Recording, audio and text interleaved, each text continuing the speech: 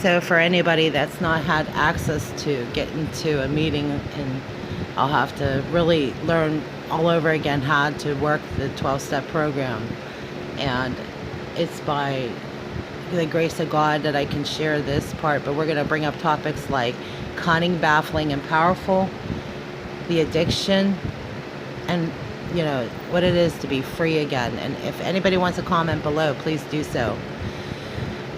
Cunning, baffling, and powerful, that is exactly how powerful this disease is. All you have to do is check out what happens to somebody that's high and they can't get a grip. The drug has taken over. We saw a lot of YouTube videos about that as well on news stories like Facebook and news feed. Every day there's been a story that might help us relate better to how powerful this addiction is. Police officers, there's just one recent story, I'll put it here in a moment, of an elephant tranquilizer that is being passed around, and I don't know, just the idea that something like that could have that kind of effect on somebody. Just again and again, I have learned how cunning and baffling and powerful that this disease is. And it's a sick disease. And the only way to get proper care for this drug or this addiction problem is for it to be arrested, meaning it has to be completely neutered. There are police departments nationwide. There are all kinds of programs everywhere trying to help stop it. But unless getting to the point where everybody can, or someone can get this message, know that there are a lot of sick things that have happened as a result of the addiction. It'll make you think things that you don't believe, that you would normally not do. It's just the disease itself will allow, I can't explain the word. I don't have a word for it. I really don't. I just know one day at a time, halt. Hungry, angry, lonely, and tired. One of the big ones that goes unrecognized is when you get isolate. I know how easy it is to isolate. It's much easier to sit there and think all these things and let all those thoughts go through your head. But it's because of a spiritual awakening that we know today, that thank God for that spiritual awakening. That if we didn't have the program, or if we didn't have a program to help keep our head straight, who knows where we would have ended up. Many of us could have ended up in gutters. I mean, who knows? My dad talked about it all the time, about how people would end up on Skid Row. I mean, you're talking about perfectly healthy, normal people that wind up in places like you don't know where that next drink or drug is coming from. You just know you need it. And you don't know what you're going to have to do to get it. I thank God for this program. I thank God that there are people that still care about one another enough to send this message. It's a 12-step message that is about saving lives. This disease is cunning, baffling, and powerful. Don't forget about that, because it's about your recovery. It's about the primary purpose that many of us even get the opportunity to do the things we're doing is because of long-term sobriety. And my dad often referred to this, and I remember all the times he told me, Jen, don't forget about the newcomer. That's all just keep coming back.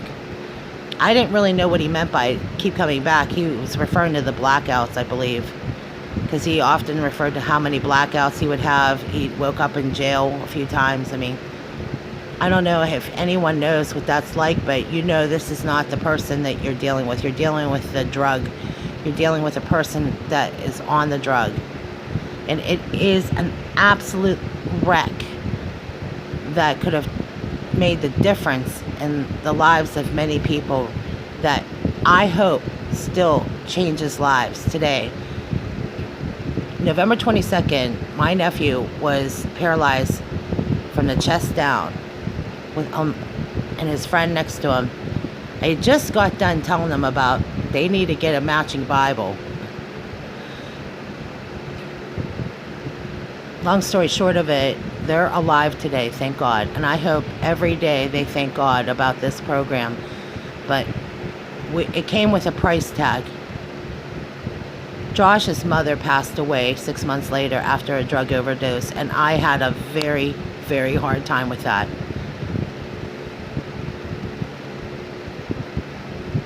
So when we sat and prayed that night, right after the accident, and I brought a matching Bible over to Josh, and, Josh is not listening to his mom, which kids do that. I think about all the things that I could have said differently or done things differently that day because I wanted to be there. I didn't want to be stuck in a situation where, there was family arguments and debate. I wanted to be with Josh's mom that day. And needless to say, there were a couple other people that had passed away in this that I did not get to go to their funeral. I didn't even get a chance to pay my final respects. And I have to tell you, I learned firsthand how important this program is, and I still hope everyone believes that this program still is a message of hope. There's a message of recovery. There are people that need this program, including family and friends that I know that are either on their way to detox but don't try to do the detox thing on your own, okay? Try to think of it this way. The meeting in the rooms, you'll meet some fascinating, incredible people that will change your life. They may not be able to do a whole lot in return for all the things that are going on in this world around us, but they may be able to say something, or you might be able to hear something. Just make sure you get to that meeting. Call a friend, get a sponsor. All these things are going to save lives. It's so easy to sit here and talk about drug addiction and you don't think about the family, but the family is part of the disease. And one of the things that made me sicker and worse off is that I didn't focus on my recovery. And that was the very reason I went into that recovery room, to realize that I'm just as bad as the next person. I could easily have gone down that road. Easily. But I know that is not what God intended for our life. He intended something. He had a different plan for my life. But I know when push comes to shove, I understand this addiction a lot better today than I did maybe yesterday or the day before, because it takes a spiritual experience to maybe set things right. When they say wine and spirits, I had no idea what they were talking about. But I certainly found out why this 12-step program is a life-changing program. It's based on spiritual awakening, and as a result of the steps, they do try to carry the message. This is not a religious program. This is not an occult. This is none of that. It's just about staying sober. That's all it is. And that's the member. And if you're a member, if you want to become a member, all you have to do is just go to a meeting and find a meeting and get there, because this is about saving lives. And if I can't get to a meeting, I might have to thumb it. I don't know. If you like this, please support what we're doing, because I know we got to carry the message, not the mess. We got to focus on our own recovery. That is the primary reason you're in that meeting. You're not there to meet somebody. I often thought, well, wow, maybe we could get married. A lot of people thought when they were going to meetings. And then they realized, oh my God, they're just as bad as me, maybe worse. Some are sicker than others, okay? So I'm going to put this up on my Facebook page. Like it, subscribe, whatever you have to do. Go down there. Make sure what you do as far as like the comment section. Make sure you add your 12-step topic if you want to, or offer an opinion or a view or whatever it is. This is about recovery. Focus on recovery, because it's about the body, mind, and spirit. And right now we need that more than anything. And that's primary reason I think many of us are here. I believe it's a divine intervention that sometimes God allows things to happen to us, because if we're not going to get sober, there's probably a couple reasons that might keep us sober. And I'd like to think that keeping us sober is probably more important. And I don't know if I'm trying to keep anybody sober, but I definitely think about this program being a life-changing program. Thank God for this program. Carry the message, not the mess. God bless everybody. Go ahead and comment below and offer a topic or opinion or whatever if you decide to choose to do that.